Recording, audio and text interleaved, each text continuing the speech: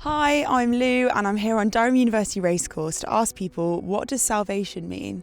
My definition of salvation, from what I recognise it, is to be saved. I know being saved in a religious sense is in like finding your purpose or knowing what you'd like to do. Rescuing someone from like a bad situation. It can be quite condescending to a degree, like that someone needs saving and you're the saviour.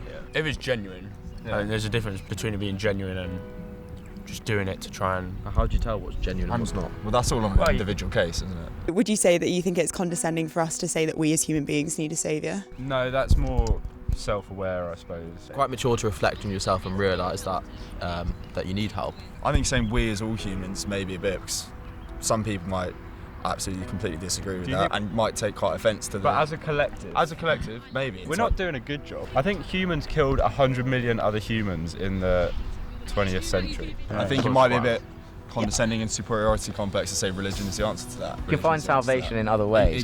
You don't need Christianity to find salvation, I'd say.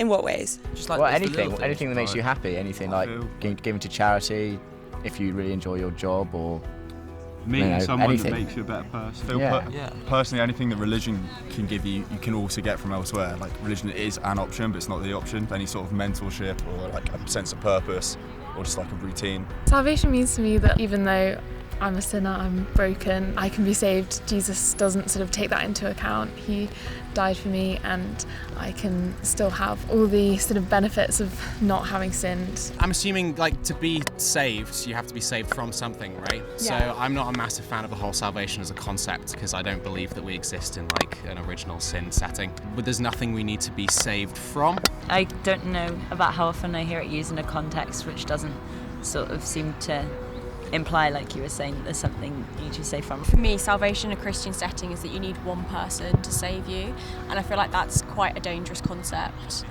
like laying all your hopes on one person or one individual, because quite often it should be more group-led. So just in terms of like in a modern way in like saving things, I feel like it should be more like collectivism. We've had some really interesting conversations. I'm actually really overwhelmed by how easy it was. So for any Christians out there who want to kind of engage with others about Jesus, please don't be scared. Actually, students are really easy to talk to and everyone's so open and honest, and I really appreciated that. If you're not a Christian, you're watching this video, please look into the word salvation for yourself. For Christians, salvation is fundamental to what we believe. Verse 8 of Romans 5 sums up really well. It says, "But God shows his love for us in that while we were still sinners, Christ died for us." I believe that while I was a sinner, Jesus Christ, the Son of God, died for me so that I may no longer feel guilt, I may no longer be judged by God for that sin, that I may no longer be in the wrong before him, that I may be able to have a relationship with the Creator that made me. He loves us despite everything that we've done, in the knowledge of everything that we've done, and what a wonderful feeling that is. So yeah, I would really encourage you to look at that word for yourself.